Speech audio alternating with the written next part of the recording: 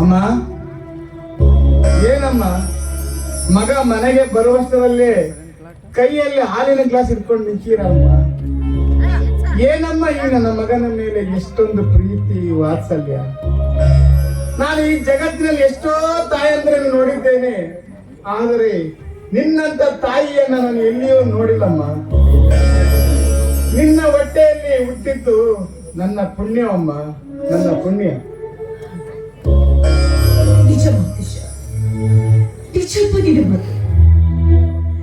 ಈ ಜಗತ್ತಲ್ಲಿ ಎಷ್ಟು ತಾಯಿಯಂದ್ರೆ ನಾನೇ ನೋಡಿರಬಹುದು, ನನ್ನಂತ ತಾಯಿಯನ್ನ ನೀ ನೋಡಿರೋದಕ್ಕೆ ಸಾಧ್ಯನೇ ಇಲ್ಲಪ್ಪ. ನನ್ನ ಹೊಟ್ಟೆಯಲ್ಲಿ ಹುಟ್ಟಿದ್ದು ನಿನ್ನ ಪುಣ್ಯನೋ ಇಲ್ಲ, ನಿನ್ನಂಥ ಮಗನನ್ನ ನಾನು ಬೆಳೆದಿದ್ದು ನನ್ನ ಪುಣ್ಯನೋ ದೇವರಿಗೆ ಗೊತ್ತು, ದೇವರಿಗೆ ಗೊತ್ತು.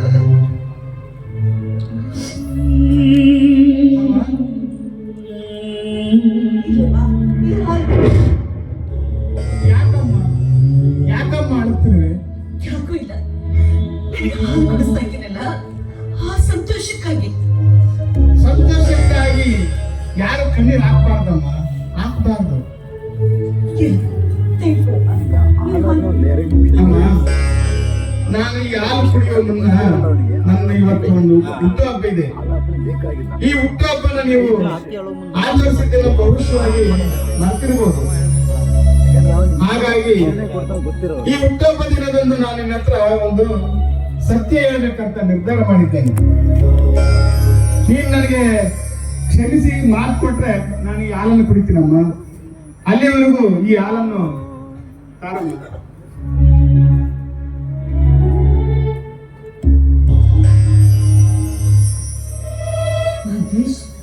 ಅದ್ಯಾವುದಪ್ಪ ನಿನ್ನ ಮನದಲ್ಲಿ ಕಾಡುವ ಮಾತು? ಅಮ್ಮ, ಇವತ್ತು ನನ್ನ ಹುಟ್ಟುಹಬ್ಬ. ನಾನು ಮಾಡಿದ ತಪ್ಪನ್ನು ಯಾವುದು ಮುಚ್ಚಿಡದೆ ನಿನ್ನ ಹತ್ರ ಹೇಳಿದ್ರೆ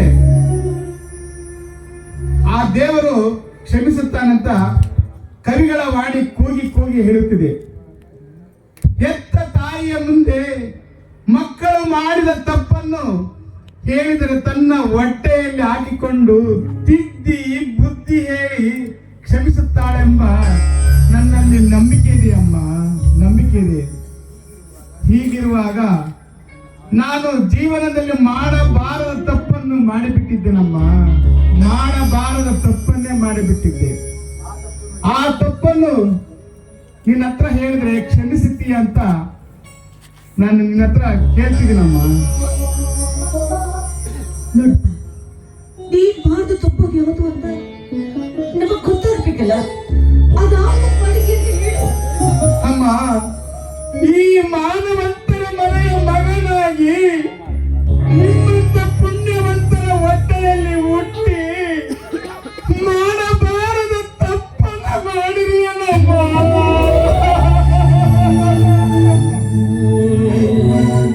ಮಾಡಬಾರದ ತಪ್ಪನ್ನ ಮಾಡಿರುವನಮ್ಮ. ಅಮ್ಮ, ಅದೊಂದು ಕೆಟ್ಟ ಗಳಿಗಮ್ಮ, ಕೆಟ್ಟ ಗಳಿಗೆ. ವಿಧಿ ನನ್ನಿಂದ ತಪ್ಪು ಮಾಡಿಸ್ಬಿಟ್ಟೆ ಅಂತ ತಿಳ್ಕೊಬಿಡಮ್ಮ, ತಪ್ಪು ಮಾಡಿಸಿಬಿಟ್ರೆ ತಿಳ್ಕೊಬಿಡು. ಆ ತಪ್ಪು ಏನೆಂದರೆ ನಮ್ಮನ್ನು ನಂಬಿದ್ದ ಒಂದು ಪಡೆ ಕುಟುಂಬದ ಹೆಣ್ಣಿನ ಮಾನಭಂಗ ಮಾಡಬೇಕಾಗ.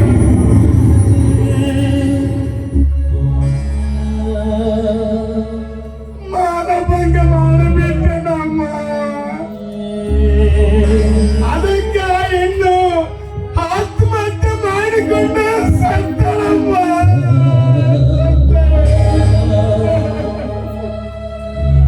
ಅಮ್ಮ, ಆ ಸಾವಿಗೆ ನಾನೇ ಕಾರಣ ಅಂತ ಯಾರಿಗೂ ಗೊತ್ತಿಲ್ಲಮ್ಮ, ಯಾರಿಗೂ ಗೊತ್ತಿಲ್ಲ.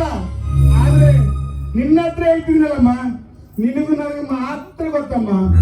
ಆ ಸಾವಿಗೆ ನಾನೇ ಕಾರಣ ಅಂತ.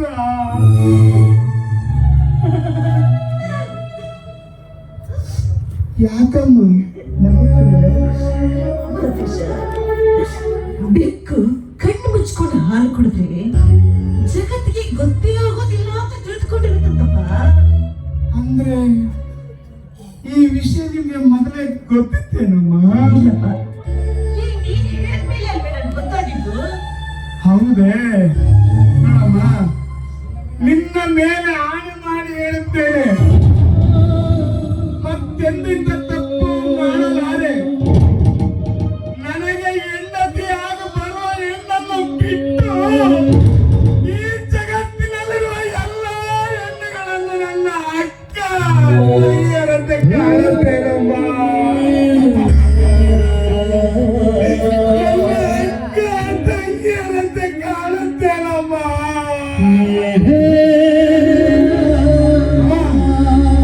ಇನ್ನು ಮುಂದೆ ಯಾವ ಹೆಣ್ಣನ್ನು ಕಣ್ಣೆತ್ತಿ ಸಹ ನೋಡಲಾರೆ ತಾಯಿ. ಆದರೆ ನೀನು ಮಾತ್ರ ನಿನ್ನ ಬಾಯಿಂದ ಮಗನ ಮಹಾಂತೇಶ ಇವತ್ತಿನಿಂದ ನನ್ನ ಮಗನಾಗಿ ಬದುಕು. ಆದರೆ ನಿನ್ನ ನೀನು ವಿಷ ಹಾಲಲ್ಲಮ್ಮ, ಬರೇ ವಿಷ ಕೊಟ್ಟರು ಕುಡಿತೀನಮ್ಮ, ವಿಷ ಕೊಟ್ಟರು ಕುಡಿತೀನಿ. ಆದ್ರೆ ನೀನು ಮಾತ್ರ ನನ್ನನ್ನ ಕ್ಷಮಿಸಿದಿನಂತ ಹೇಳ್ಬೇಕಮ್ಮ, ಹೇಳ್ಬೇಕು. ಹೇಳಮ್ಮ, ಯಾಕಮ್ಮ ಮೌನವಾಗಿ ನಿಂತಿರುವೆ? ಮಹೇಶ, ಏನು ಅಂತ ಹೇಳಪ್ಪ, ನಾನು ನಿನಗೇನು ಅಂತ ಹೇಳಿ. ದೈವ ದೂರವಾದ್ರೆ ಆ ದೇವರು ಕೂಡ ಬಂದು ಕಾಪಾಡುತ್ತಿಲ್ಲಂತೆ.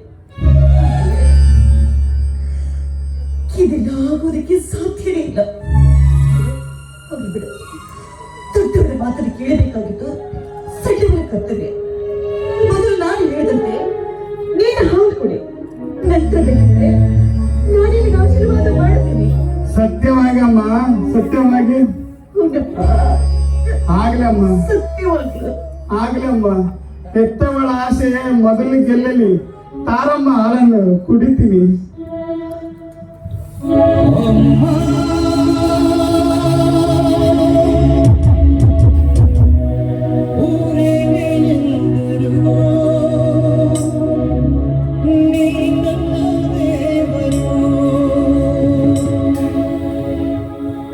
ಜಗಕ್ಕೆ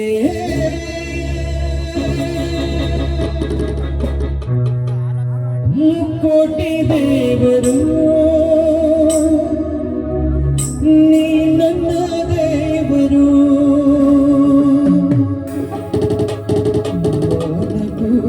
ದೊಡ್ಡದು ಮಣ್ಣಿನ ಋಣ,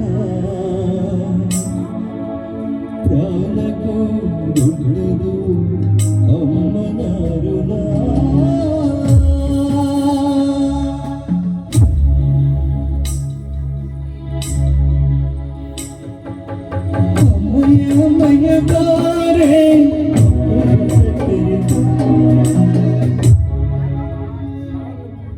ಯಾಕಮ್ಮ ಯಾವಾಗ್ಲೂ ಪೂರ್ತಿ ಗ್ಲಾಸಲ್ಲಿ ಹಾಲನ್ನು ಕುಡಿತಿದ್ದಲ್ಲಮ್ಮ, ಈಗ ಯಾಕಮ್ಮ ಅರ್ಧ ಗ್ಲಾಸಲ್ಲಿ ಕೊಟ್ಟಿದ್ದೀಯ?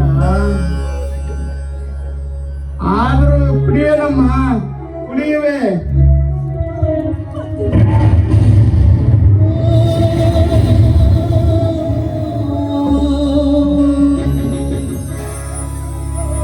ಮಕ್ಕಳ ಬಾಯಿಗೆ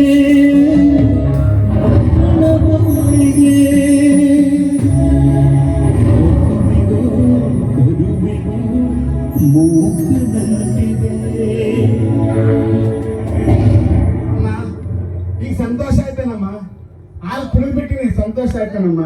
ಈಗ ನನಗೆ ಆಶೀರ್ವಾದ ಮಾಡಮ್ಮ. ಮುಕ್ಕೋಟಿ ದೇವರು ಬಾಯಿ ಪಾದವಿರುವರು, ಇದು ಬೇಡೆಯ ನೀನು ಕ್ಷಮಯಾಧರಿತ್ರಿ ತಾಯಿ.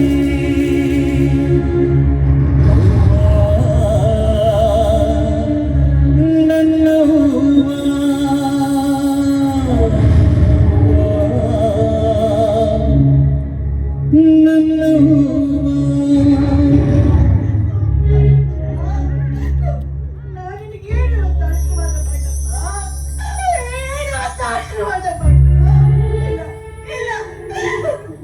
ಆಶೀರ್ವಾದ ಮಾಡುವ ಯೋಗ್ಯತೆ ನಾನು ಕಳ್ಕೊಂಡ್ಬಿಟ್ಟೆ ನಾನಿನ ಪಾಲನೆ ತಾಯಿ ಅಣ್ಣಪ್ಪ ನಿನ್ನ ಪಾಲನೆಯ ಮಾಮದಲ್ಲ ನಿನ್ನ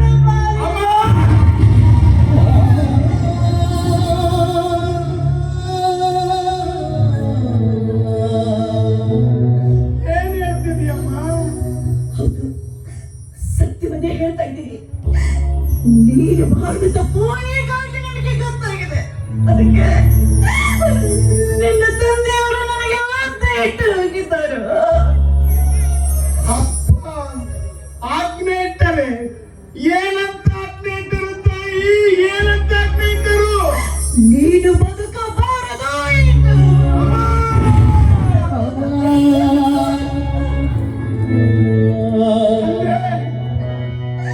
ಹೌದಪ್ಪ ನೀನೀಗ ಕುಡಿದದ್ದು ಹಾಲಲ್ಲಪ್ಪ ವಿಷ ಮಾದಿಲ್ಲ ರಕ್ತಗಳ ಹಾಲು ವಿಷವಾಯಿತೆ. ಇಲ್ಲ ಇಲ್ಲ ನಾನ್ ನಂಬಲ್ಲಮ್ಮ. ಈ ಹೆತ್ತ ತಾಯಿ ಯಾರಾದ್ರೂ ತನ್ನ ಮಗನಿಗೆ ವಿಷ ಹಾಕುವುದಂತೆ ಅವ ನಿಂತುಳ್ಳಿ ಹೇಳ್ತಿದ್ಯಮ್ಮ, ನಿಂತುಳ್ಳಿ ಹೇಳ್ತಿದ್ಯಾ? ನಿಜ ಹೇಳಮ್ಮ. ಸತ್ಯವನ್ನೇ ಹೇಳ್ತಾ ಇದ್ದೀನೋ ಸತ್ಯವನ್ನೇ ಹೇಳ್ತಾ ಇದ್ದೀನಿ ಹೆತ್ತವಳ ಹಾಲು ವಿಷವಾಯಿತು ಹೆತ್ತವಳ ಹಾಲು ವಿಷವಾಯಿತು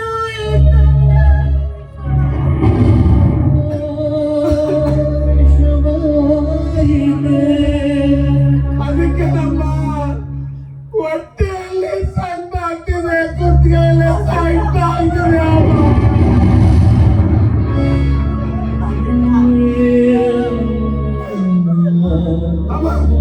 ಅಮ್ಮ ನಾನು ಬದುಕ್ಬೇಕಮ್ಮ, ನಾನು ಬದುಕ್ಬೇಕಮ್ಮ, ನಾನು ಬದುಕ್ತಮ್ಮ.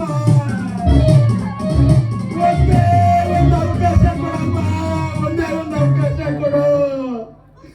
ನಾನು ಅಪ್ಪನಂತೆ ನ್ಯಾಯವಂತ ನೀತಿವಂತ ಅಂತ ಬದುಕಿ ತೋರಿಸ್ಕೊಡ್ತೀನಮ್ಮ. ಒಂದೇ ಒಂದು ಅವಕಾಶ ಕೊಡಮ್ಮ. ಅಮ್ಮ ನಿನ್ನ ಜೊತೆಯಲ್ಲಿ ಅಪ್ಪನ ಜೊತೆಯಲ್ಲಿ ಸ್ನೇಹಿತರ ಜೊತೆಯಲ್ಲಿ ನನ್ನ ಅಕ್ಕ ತಂಗಿಯರ ಜೊತೆಯಲ್ಲಿ ಮಾವಳಿಯನ್ನ ಜೊತೆಲಿ ಬದುಕ್ಬೇಕಂತ ಆಸೆ ಆಗ್ತಿದೆ ಅಮ್ಮ.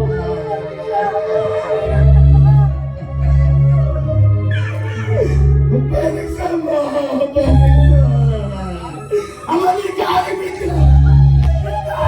ಈ ಪುಟ್ಟ ಪ್ರಾಣವನ್ನು ನಿನಗಾಗಿ ನೀಡುವಾಗ ನಾ ಕಾಣದ ಆನಂದವು. ನೀ ಪುಟ್ಟ ಪ್ರಾಣವನ್ನು ನಿನಗಾಗಿ ನೀಡುವಾಗ ನಾ ಕಾಣದ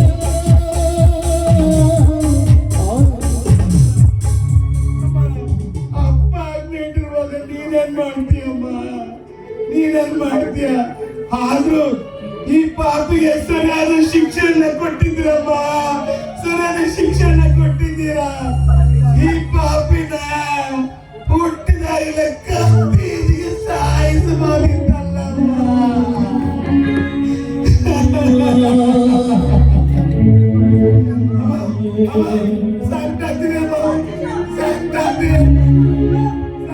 ನೂರಾರು ಜನ್ಮದಲ್ಲೂ ನೀ ಹಾಡು ನಾನೇ ಹಾಡಿ ನಾನೊಂದು ಪ್ರೇಮಬೇಕು ಸಂತೋಷವು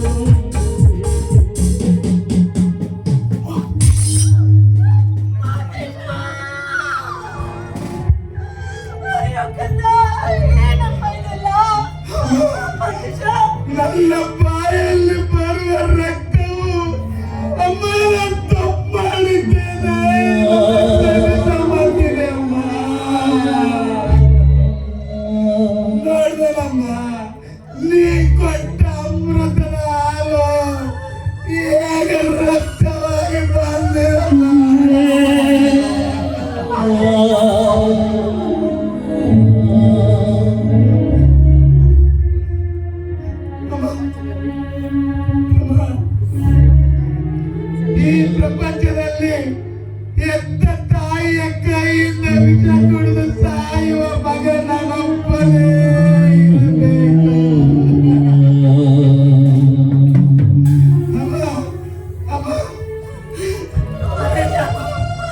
ಅಮ್ಮ, ಅಮ್ಮ, ಆದರೂ ಮುಂದಿನ ಜನ್ಮದಲ್ಲಿ ನಿನ್ನ ಹೊಟ್ಟೆಯಲ್ಲಿ ಹುಟ್ಟಬೇಕಂತ ಆ ದೇವರಲ್ಲಿ ಬೇಡಿಕೊಳ್ಳುತ್ತೇನಮ್ಮ.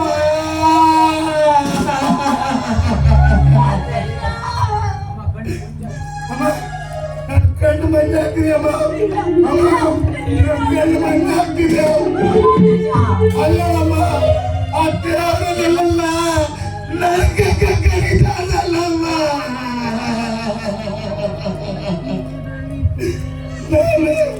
ನಾನು ಬರ್ತೀನಮ್ಮ, ನಾನು ಬರ್ತೀನಮ್ಮ. ಅಪ್ಪನ ಚೆನ್ನಾಗಿ ನೋಡ್ಕೊಳಮ್ಮ. ಅಮ್ಮ ಅಮ್ಮ ನಿನ್ನ ಪ್ರೇಮಿಗೆ ಅಮ್ಮ ಅಮ್ಮ ನಿನ್ನ ತ್ಯಾಗಕ್ಕೆ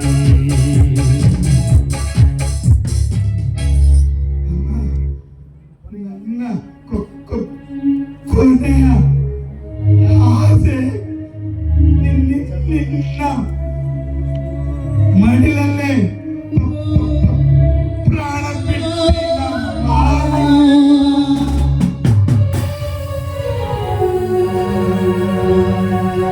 ಮರಳಿ ಬಾರದು ನಿನ್ನ ಪಯಣ ಮರಳಿ ಬಾರದು ಊರಿಗೆ ನಿನ್ನ ಪಯಣ ಹೇಳಲಾಗದ ಮಾತಿನಲ್ಲಿ ಕೇಳಲಾಗದ ಧ್ವನಿಯಲ್ಲಿ ನೋಡಲಾಗದ ಕಣ್ಣಿನಲ್ಲಿ ಕಾಣಲಾಗದ ಜಾಗದಲ್ಲಿ ಬದುಕು ಬಿದ್ದಿದ್ದಲು ಚಂದ ವಿಧಿಯಲೋ ನಿನ್ನ ವಿಧಿಯಲೋ ನಿನ್ನ ಮರಳಿ ಬಾರದೂರಿಗೆ ನಿನ್ನ ಪಯಣ ಮರಳಿ ಬಾರದೂರಿಗೆ ನಿನ್ನ ಪಯಣ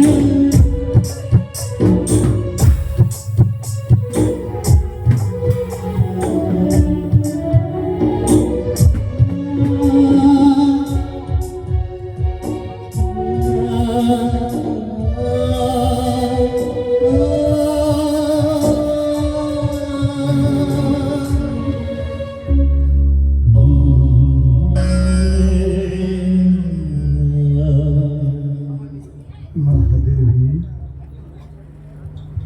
ಮಹಾದೇವಿ, ಏಕೆ ಮೌನ ತಾಳಿ ನಿಂತಿರುವೆಯಲ್ಲಿ? ಏಕೆ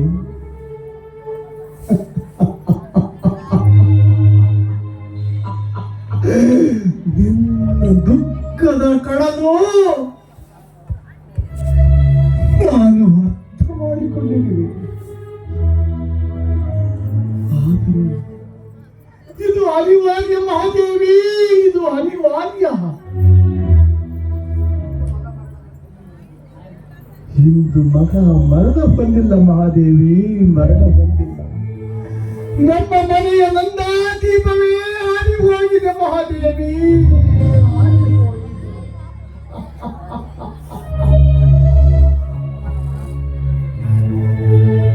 ಅವನ ಮರಣಕ್ಕೆ ನಮ್ಮ ಮನೆಯ ಮರಣವೇ ಕಾರಣ. ಮಾತನಾಡು ಮಹಾದೇವಿ. ನಾನು ಇಷ್ಟೊಂದು ಮಾತನಾಡುತ್ತಿದ್ದರೂ ನೀನೇಕೆ ಮೌನ ತಾಳಿ ನಿಂತಿರುವೆ ಮಹಾದೇವಿ? ಮಾತನಾಡು, ಮಾತನಾಡು ಮಹಾದೇವಿ, ಮಾತನಾಡು.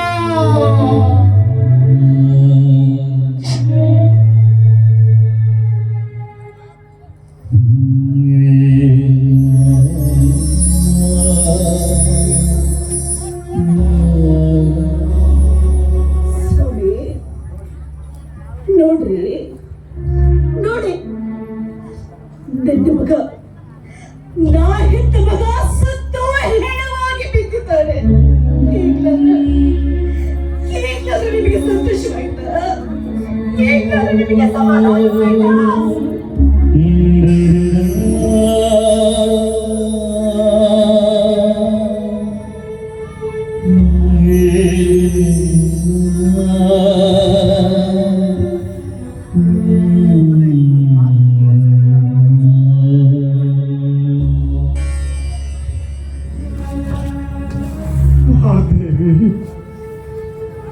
ಮಾತು ಮುಂದುವರಿಸಬೇಡ.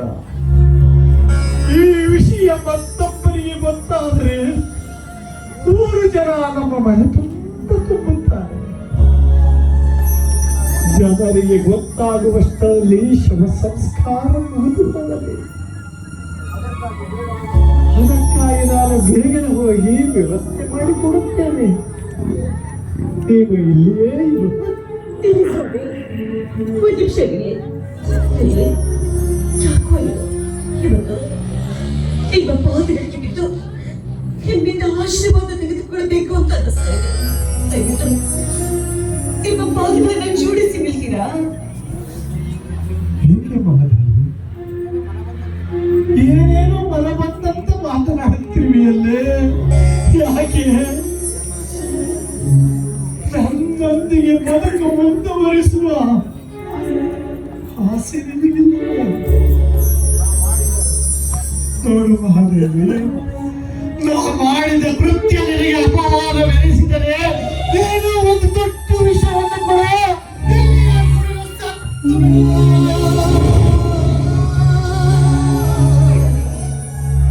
ದಯವಿಟ್ಟು ಅಂತ ಮಾತನ್ನು ಮಾತಾಡ್ಬೇಡಿ. ಇದು ಮಾನವಂತರ ಮನೆತನ, ಧರ್ಮವಂತರ ಮನೆತನ. ನಿನಗಾಗಿ ನಿಮ್ಮ ಪ್ರಾಣವನ್ನೇ ಕೊಡುವಂತ ನೀತಿವಂತರು ನೀವು. ಆದ್ರೆ ದೈವ ದುರಂತದಲ್ಲಿ ಎಂಥ ಸನ್ನಿವೇಶ ನಡೀಬಾರ್ದಾಗಿತ್ತು ಸ್ವಾಮಿ, ನಡೀಬಾರ್ದಾಗಿತ್ತು ಸ್ವಾಮಿ.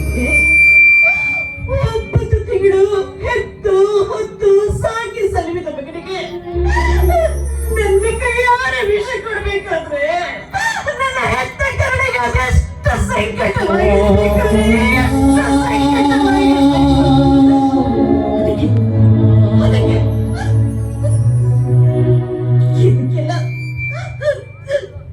ಇದನ್ನೆಲ್ಲ ಇಲ್ಲಿಗೆ ಸಾಕು ಮಾಡ್ಬೇಕು ಅಂತ ಈಗಾಗ್ಲೇ ನಾನು ನನ್ನ ಮಗನಿಗೆ ಹಾಲು ಕುಡಿಸೋದಕ್ಕಿಂತ ಮುಂಚೆ ಅದು ಅರ್ಧ ಭಾಗದಷ್ಟು ಹಾಲನ್ನ ನಾನೇ ಕುಡಿದು ಬಿಟ್ಟೇನೆ.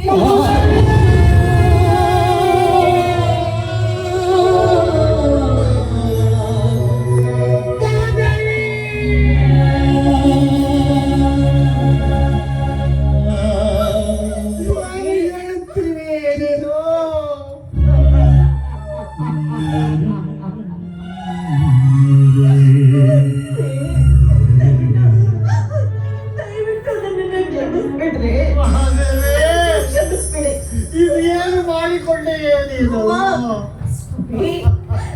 ಈ ಜನ್ಮದಲ್ಲಂತೂ ದೇವರನ್ನ ನಿಮ್ಮ ಜೋಡಿ ಬದುಕುವ ಭಾಗ್ಯ ನಾನ್ ಪಡೆದುಕೊಂಡು ಬಂದಿಲ್ಲ. ಆದ್ರೆ ಮುಂದಿನ ಜನ್ಮ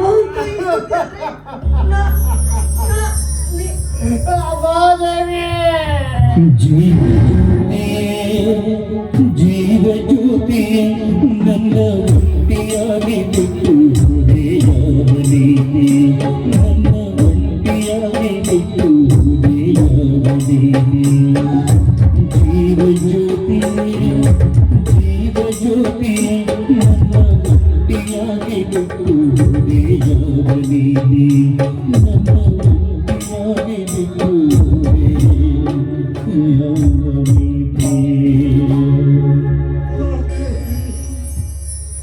ಮಹಾದೇವಿ, ನೀನು ಮಾಡದಿಯಲ್ಲ, ಮಹಾದೇವತೆ ಕಡೆ ನೀನು, ಮಹಾದೇವತೆ.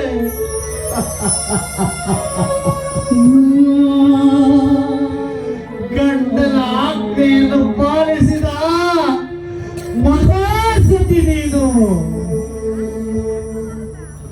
ಮುಂದಿನ ಜನ್ಮ ಒಂದಿದ್ದರೆ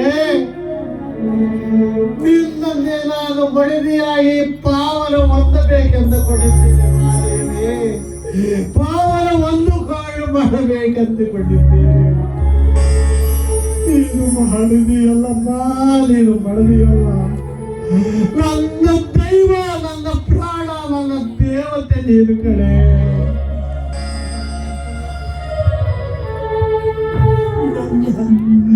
ನನ್ನ ಒಂದೇ ಒಂದು ಮಾತಿಗೆ ನಿನ್ನ ಮಗ ತಪ್ಪು ಮಾಡಿದ್ದಾನೆ. ವಿಷ ಹಾಕಿ ಹಾಲು ಕುಡಿಸಿ ಅವನನ್ನು ಕೊಂದು ಬಿಡು ಎಂದಿದ್ದಕ್ಕಾಗಿ ನನ್ನ ಗಂಡನ ಆಜ್ಞೆಯನ್ನು ಪಾಲಿಸುವುದಕ್ಕಾಗಿ ಮಗನಲ್ಲೇ ಬಲಿ ತೆಗೆದುಕೊಂಡ ಮಹಾ ದೇವತೆ ಕಡೆ ನೀನು. ಈ ಜಗತ್ತಿನಲ್ಲಿ ಯಾವ ತಾಯಿಯೂ ಸಹಿತ ತನ್ನ ಎತ್ತ ಮಗನಿಗೆ ವಿಷ ಉಣಿಸಿ ಕೊಲೆ ಮಾಡಿದ ಉದಾಹರಣೆ ಇಲ್ಲ ಮಹಾದೇವಿ. ಕೊಲೆ ಮಾಡಿದ ಉದಾಹರಣೆ ಇಲ್ಲ.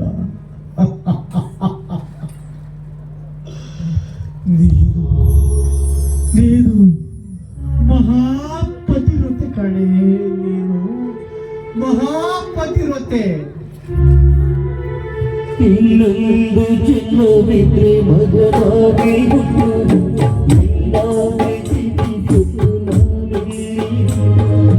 ಜನುಮದ ನಾಯಕಿಯೇ ಚೈತ್ರ ಯಾತ್ರೆಗೆ ಸುಖವಾಗಿ ನೀನು ಹೋಗಿ ಬರು. ಜೀವಜ್ಯೋತಿಯೇ ಜೀವಜ್ಯೋತಿಯೇ ನನ್ನ ಒಂಟಿಯಾಗಿ ಬಿಟ್ಟು ಯಾವ ನೀತಿ, ನನ್ನ ಒಂಟಿಯಾಗಿ ಬಿಟ್ಟು ಯಾವ ನೀತಿ. ಜೀವಜ್ಯೋತಿ ಜೀವಜ್ಯೋತಿ ನನ್ನ ಒಂಟಿಯಾಗಿ ಬಿಟ್ಟು ಯಾವ ನೀತಿ, ನನ್ನ ಒಂಟಿಯಾಗಿ ಬಿಟ್ಟು ಯಾವ ನೀತಿ.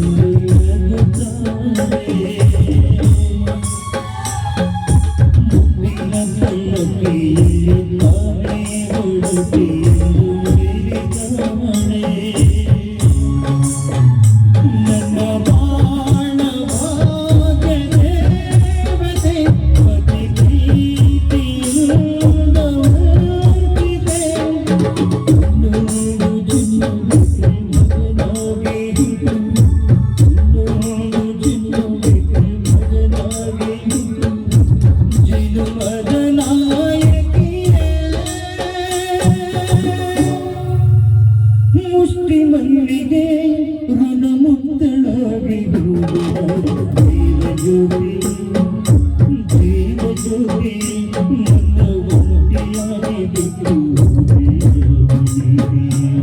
ನನ್ನ ಒಂಟಿಯಾಗಿ ಬಿಟ್ಟು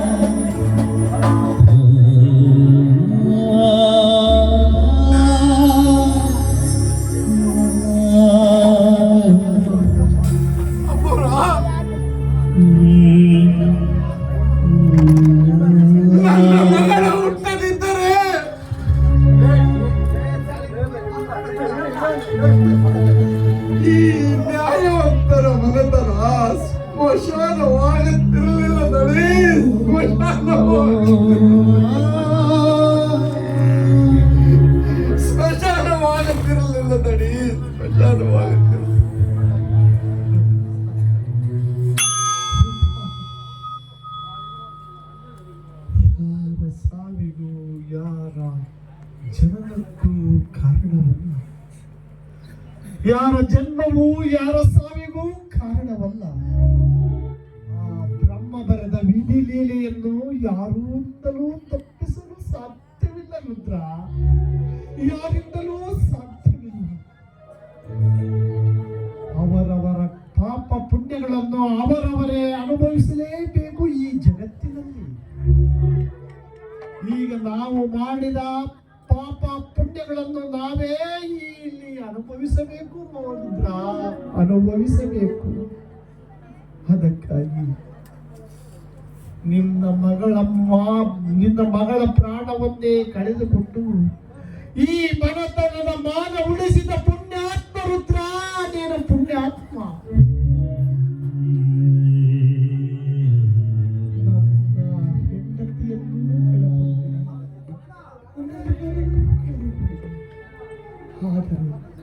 ಆದರೆ ಇದೆಲ್ಲ ವಿಧಿ ಬರಹ ರುದ್ರ, ವಿಧಿ ಬರಹ. ಅದಕ್ಕಾಗಿಯೇ ನಮಗೆ ಈ ರೀತಿ ಬಂದು ಒದಗಿದೆ ಈ ಆಪತ್ತು.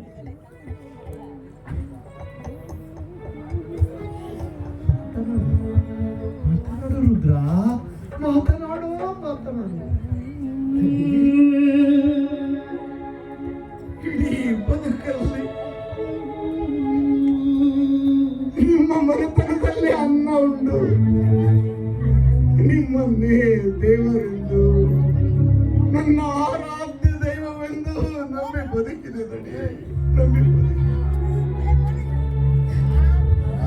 ಎತ್ತ ಕರುಳು ನನ್ನಿಂದ ದೂರ ಆದರು. ನಿಮ್ಮ ನ್ಯಾಯಕ್ಕೆ, ನೀತಿಗೆ, ಸತ್ಯ ಧರ್ಮಕ್ಕೆ ಮನಸ್ಸೋಪ ನಾನು ನೀವು ಹೇಳಿದಂತೆ ಕೇಳಿದೆ. ಕಾರಣ ಇಷ್ಟೇ, ನಿಮ್ಮ ಮನೆತನ ಸದಾ ಹೀಗೆ ಇರಲಿ. ಹಳ್ಳಿಗೆ ಜನರಿಗೆ ನ್ಯಾಯ ತೀರ್ಮಾನ ಮಾಡುತ್ತಿಲ್ಲ, ಆನಂದವಾಗಿರಲಿ ಎಂದು ಎತ್ತ ಕರುಳಿನ ನೋವನ್ನು ಮರೆತು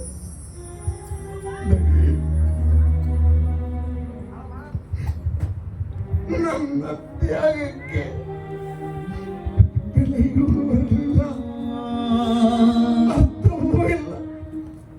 ಕೊನೆಗೂ ನಾನೊಬ್ಬ ಮಗಳನ್ನು ಕಳೆದುಕೊಂಡೆ.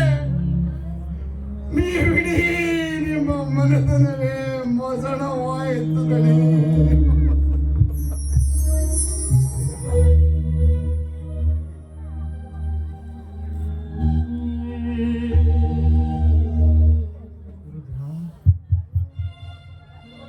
ನಿಮ್ಮ ಮಗಳ ಪ್ರಾಣ ಹೋಗಿ ಮಾನ ಹೋದ ಕಾರಣಕ್ಕಾಗಿಯೇ ನಮ್ಮ ಮನೆತನ ಮರಣ ಹೊಂದಿ ಹೋಯಿತು. ಆದರೂ ಅದಕ್ಕೇನು ತಪ್ಪು ಮಾಡಿದವರು ಶಿಕ್ಷೆಯನ್ನು ಅನುಭವಿಸಲೇಬೇಕೆಂಬುದೇ ಆ ಭಗವಂತನ ನಿಯಮ ಆಗಿರುವುದರಿಂದ ನಾವೆಲ್ಲರೂ ಇಂಥ ಒಂದು ಪರಿಸ್ಥಿತಿಗೆ ಬಂದೊದಗುವ ಕಾರಣವಾಯಿತು ರುದ್ರ, ಕಾರಣವಾಯಿತು.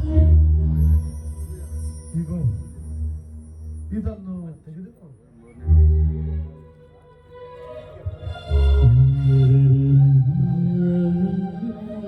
ಏನಿದೆಯಪ್ಪ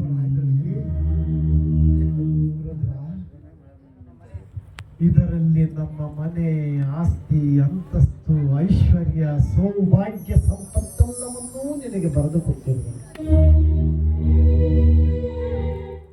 ನೀನು ಈ ಮನೆಯ ಆಳುವುದಲ್ಲ,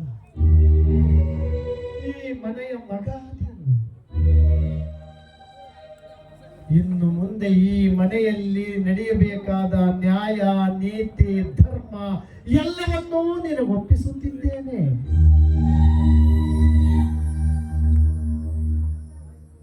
ಎಂತಹ ಪರಿಸ್ಥಿತಿ ಬಂದರೂ ಈ ಮನೆಯಲ್ಲಿ ಮಾನ ಹೋಗಬಾರದು. ನ್ಯಾಯಕ್ಕಾಗಿ ಹೋರಾಡಬೇಕು,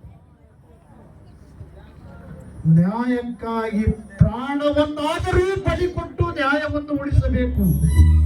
ಇದೇ ಈ ಮನೆಯ ನ್ಯಾಯ, ನೀತಿ, ಧರ್ಮ. ಪಾಲಿಸುವ ಏಕೈಕ ವ್ಯಕ್ತಿ ನೀನೊಬ್ಬನೇ ಎಂದು ನಾನು ತಿಳಿದುಕೊಂಡಿರುವೆ. ಅದಕ್ಕಾಗಿ ಈ ಊರಿನ ಧನರಾಜಧಣಿಯ ಆಸ್ತಿಯನ್ನೆಲ್ಲವನ್ನು ನಿನಗೊಪ್ಪಿಸುತ್ತಿದ್ದೇನೆ. ಎಂತಹ ಪರಿಸ್ಥಿತಿಯಲ್ಲಿಯೂ ಸಹ ಈ ಮನೆಯಲ್ಲಿ ಮಾನ ಹರಣ ಆಗಕೂಡದು. ಇದೆಲ್ಲವನ್ನು ನಿನಗೆ ಒಪ್ಪಿಸಿ ನಾನು ತೀರ್ಥಯಾತ್ರೆಯನ್ನು ಹೋಗುತ್ತಿದ್ದೇನೆ. ನನ್ನೊಂದು ಕಳುಹಿಸಿಕೊಡು ರುದ್ರ.